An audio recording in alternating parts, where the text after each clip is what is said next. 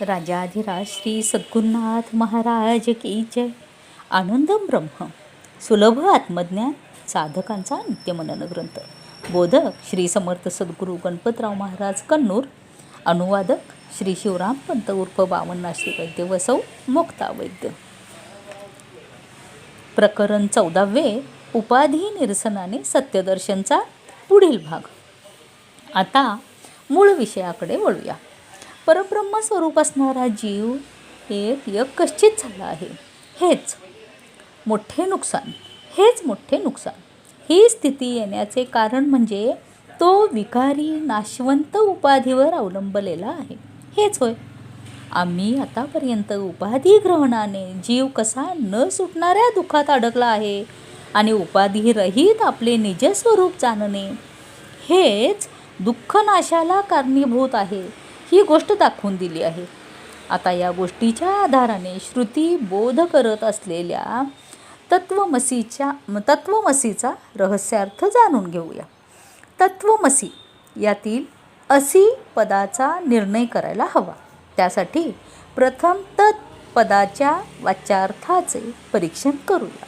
तो सर्वज्ञ, सर्वशक्तिमान इत्यादी लक्षणाने युक्त विद्योपाधियुक्त ईश्वर आहे. तो यश, कीर्ती इत्यादी षड्गुणैश्वर्य संपन्न आहे. म्हणजे ते परिपूर्ण सत्य अनाद्यंत परब्रह्म विद्येत प्रतिफलित होऊन ईश्वर रूप पावते. ईश्वराने जग निर्माण केले, अनंत कोटी जीवांची निर्मिती केली. त्याबरोबरच त्या जीवयोनीच्या उद्धाराचा मार्गही योजायलाच हवा ना, म्हणून विचार करून वेदांचा प्रसार केला. जगात अधर्म वाढला की धर्मस्थापनेसाठी अवतार घेऊ लागला. आपल्याला लहान सहान कर्तव्य असतात, तर ईश्वराला महाकर्तव्य आहे. त्याला संपूर्ण जगच चालवायचे आहे. किती प्रयास. कुठेतरी दुष्काळ पडतो, तर कुठंतरी वादळ होतं, तर कुठंतरी युद्ध सुरू होतं. आपल्या लहान सहान उपाधीमध्ये लहान सहान दुःख असतात. कुठेतरी पडतो, डोके फुटते, तर ईश्वराच्या उपाधीमध्ये लाखो लोक मरतात. उपाधी लहान असो किंवा अत्यंत मोठी असो, उपाधी धर्मात काय फरक झाला? ईशोपाधी इतकी मोठी की कल्पनाच करवत नाही. तेथे चांगलेही तितकेच मोठे आणि वाईटही तितकेच मोठे. ईश्वराच्या राज्यात देव दानव दोन्हीही आहेत. अर्थात उपाधी कसलीही असो, तिला उपाधी धर्म चिकटलेलेच असतात.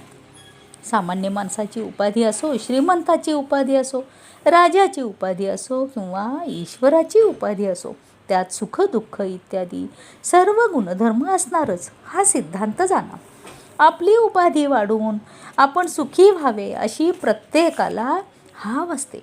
आमची उपाधी लहान आहे म्हणून आम्ही सुखी नाही, उपाधी मोठी झाली की सुख मिळते अशी त्याची भावना आहे. म्हणून सर्वजण आपली उपाधी वाढवण्यात गुंतले आहेत. खूप पैसा कमवावा, मोठा अधिकार मिळवावा, कीर्ती जास्त वाढवावी, म्हणजे जास्तीत जास्त सुख मिळते असे त्रैवाशिक आपण घालत असतो, होय की नाही? पण येथेच आपला हिशोब चुकतो. हे प्रमाण सम नसून व्यस्त आहे. उपाधी जशी वाढते तसे सुख वाढत नाही, तर ते कमी होते. पहा ना, उपाधी कितीही अगदी पर्वतप्राय वाढली तरीही अन्नपानादी दैहिक सुख आहे तितकीच असतात. पण मानसिक जबाबदारी ओढाताण मात्र वाढते. उपाधी अधिक वाढवल्या तर त्याच्या तैनातीतच सर्व वेळ खर्च होऊन आराम नाहीसा होतो. खाणे पिणे झोप यांना वेळच मिळत नाही. हे सुखाचे लक्षण का? किम सुखम सुख दुःखात्ययः. प्रश्न: सुख कोणते? उत्तर: सुख दुःख रहित हेच खरे सुख. आपले निजस्वरूप असलेले निरुपाधिक ब्रह्म हीच निजस्थिती होय. इतके जाणले की आपला भ्रम दूर होतो. तत्चे वाचारूप असणारा ईश्वर ज्ञानपूर्ण आहे, जगतकर्ता आहे. तरीही परात्पर परब्रह्माने ईश्वर होणे म्हणजे एक पायरी खाली उतरल्याप्रमाणेच. ईश्वरालाही विद्योपाधीचे ग्रहण असून त्यालाही निरुपाधिक ब्रह्मामध्येच विश्रांती घ्यावी लागते. ईशोपाधीचे परीक्षण केले तर त्याच्यामुळेच विश्वाची भट्टी पेटली आहे.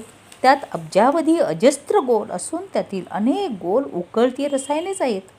उपाधीचा विस्तार किती आणि वैविध्य किती. किती गोलाकार जीवसृष्टी ही असेल या कल्पनातीत. किती गोलावर जीवसृष्टी ही असेल या कल्पनातीत विश्वाचा कलाप किती अफाट. ईश्वराने निर्माण केलेले विश्व ही उत्पत्ती विनाश दुःखरूपच आहे. काही झाले तरीही ती उपाधीच ना. ईशोपाधीच अनेक लोप दोष युक्त आहे. मग जीवाच्या उपाधीचे काय सांगावे. ती अत्यंत अल्पविनाशी बंधनकारक दुःखमय आहे यात शंकाच नाही. ही गोष्ट प्रत्येकाच्या अनुभवाची आहे. जीवाला बंधन निर्माण करणाऱ्या या अनिष्टांचे निरसन करायलाच हवे. एका बाळाच्या पाठीला मुंगळा चिकटला होता. ते बाळ जोर जोरात रडत होते, पण मुंगळा चावत असलेले माहीत नसल्याने त्या बाळाला डोलवून दूध पाजून घंटा वाजवून गप्प करण्याचा प्रयत्न केला, पण काही केले तरी बाळाचे रडणे थांबेना. शेवटी बाळाच्या पाठीवरून हात फिरवताना त्याला मुंगळा चावत आहे ही गोष्ट लक्षात आली. तेव्हा लगेच तो काढून टाकला आणि बाळ शांत झाले. त्याचप्रमाणे जीवाला अविद्योपाधीमुळे बंधन दुःख झाले आहे. हे उपाधी तादात्म्य काढून टाकले की बंधन नाहीसे होऊन मोक्षरूपी समाधान मिळते. उपाधी निरसनाने मूलभूत अधिष्ठान वस्तू उरते असा शोध करताना शिव आणि जीव या दोघांच्या उपाधीतील शिव उपाधी निरसन करून पाहणे कठीण काम. कारण ईश्वराने निर्माण केलेल्या विश्वाचे आकलनच होत नाही. ईशाचे स्वरूप कसे समजणार. ईशाच्या पलीकडे असणाऱ्या त्या परब्रह्माला पाहणे त्यापेक्षाही असाध्य. याप्रमाणे बाहेरचा शोध घेण्यात बरेच लोक परिश्रम करत आहेत, पण आज तागायत तो कोणाच्याही हाती लागला नाही आणि त्याचा ठाव ठिकाणा लागणे यापुढेही शक्य नाही. जग केव्हा निर्माण झाले, जग निर्माण होण्यापूर्वी काय होते याबद्दल आपण नुसती कल्पनाच करायला हवी. इतके मागे जाऊन प्रत्यक्ष पाहणे शक्य आहे का.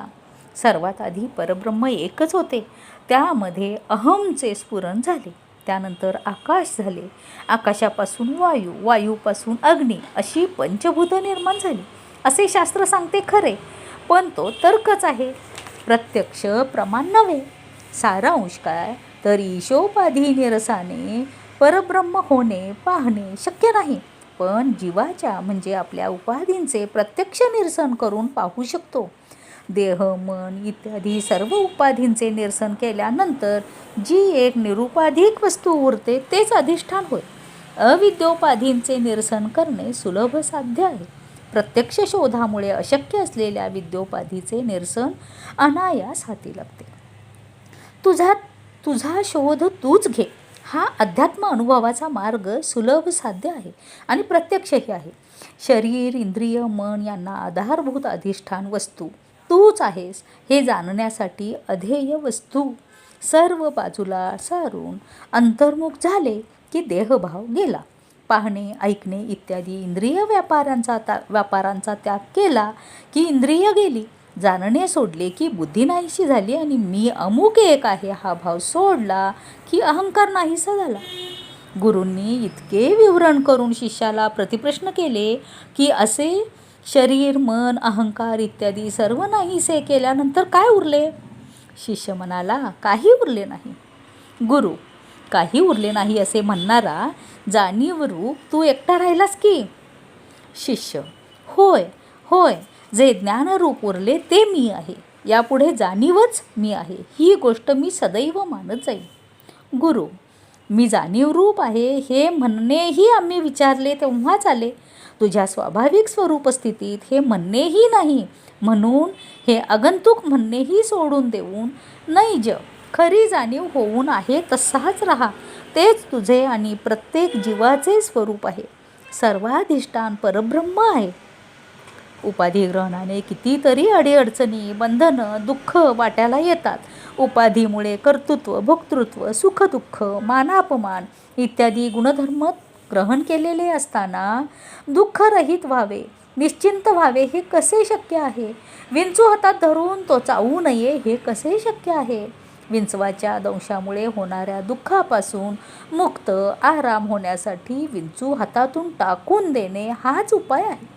शेवटी थोडक्यात सारांश सांगत आहोत की इंद्रिय मन इत्यादी उपाधींच्या निरसनाने अधिष्ठान रूप सच्चिदानंद असी पद जाणून मुक्त व्हा. ईश्वराचे स्वरूप हेच असी पद आहे. कारण दोन असी पद किंवा सत्य असूच शकत नाही. एकम ही सत्य. सद्गुरुनाथ महाराज की जय.